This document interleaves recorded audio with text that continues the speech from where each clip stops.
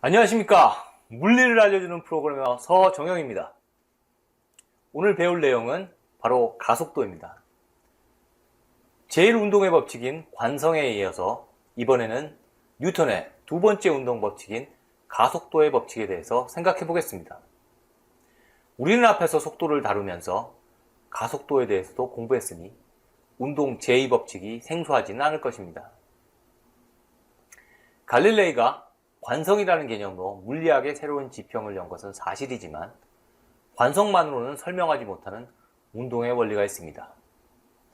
관성은 기본적으로 같은 속도로 움직이는 등속 운동을 다루고 있습니다.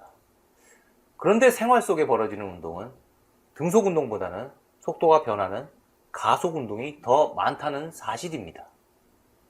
뉴턴은 관성의 법칙을 기반으로 가속 운동의 원리까지 포괄하는 새로운 운동 이론을 고민하여 운동 제2법칙인 가속도의 법칙을 생각해내게 됩니다. 잠깐 가속도의 개념에 대해 다시 생각해 보겠습니다. 가속도는 시간에 따라 물체의 속도가 얼마나 변하는가를 나타내는 양을 의미합니다.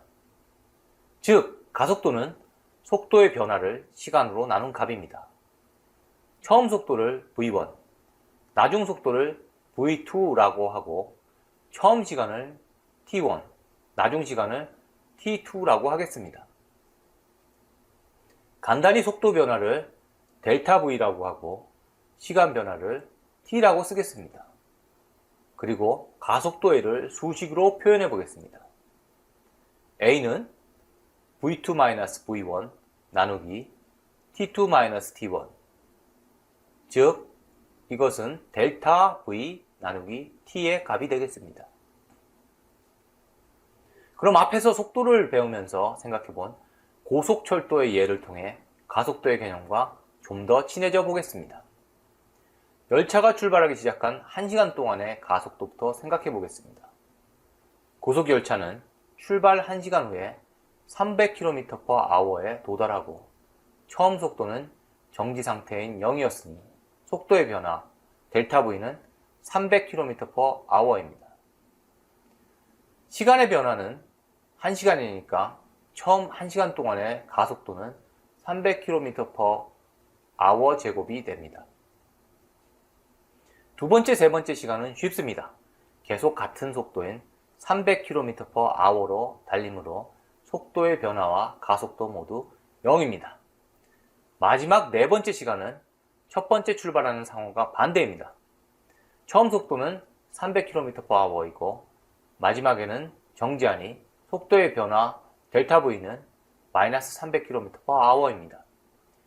정지하기까지 시간의 변화는 1시간이니까 가속도는 마이너스 300km/h 제곱이 됩니다.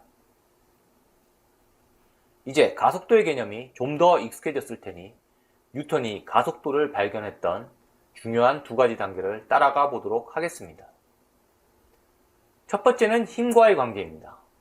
센 힘으로 물체를 밀면 더 빠른 속도로 움직이게 됩니다. 고속열차에 더욱 큰 힘을 주게 되면 열차의 속도가 빨라지게 되고 속도의 변화도 커지게 되겠지요. 속도의 변화가 크다는 것은 가속도가 커진다는 것을 의미한다고 앞에서 공부했습니다. 결국 가속도와 힘은 비례의 관계가 있습니다. 특정한 힘의 크기를 F라고 하면 2배의 힘의 크기는 EF라고 할 수 있습니다. 이때 시간과 속력을 축으로 하는 그래프를 그려보겠습니다. 두 번째는 질량과의 관계입니다. 물체의 질량이 무거우면 같은 힘을 가할 때 느린 속도로 움직이게 됩니다. 고속열차의 무게가 가벼워질수록 같은 힘을 주었을 때 열차의 속도가 빨라지게 됩니다. 그래서 고속열차의 무게를 줄이기 위해 많은 노력을 하는 것이지요. 결국 질량과 가속도는 반비례의 관계에 있습니다. 특정한 질량의 크기를 m이라고 하면 2배의 질량은 2m이 됩니다. 이때 시간과 속력을 축으로 하는 그래프를 그려볼까요? 가속도 A는 힘 F와 비례하고 질량 m과는 반비례합니다. 가속도와 힘, 그리고 질량과의 관계를 수식으로 표현해 보겠습니다.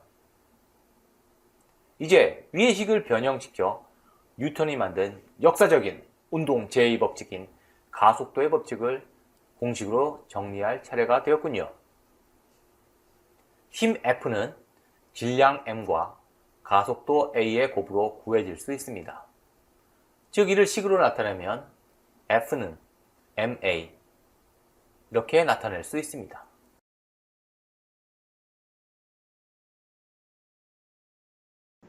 강의에 사용된 예제 파일, 더 많은 강의와 자료를 얻으시려면 www.creapple.com 크리애플 홈페이지나 네이버 카페, 페이스북을 참조하세요.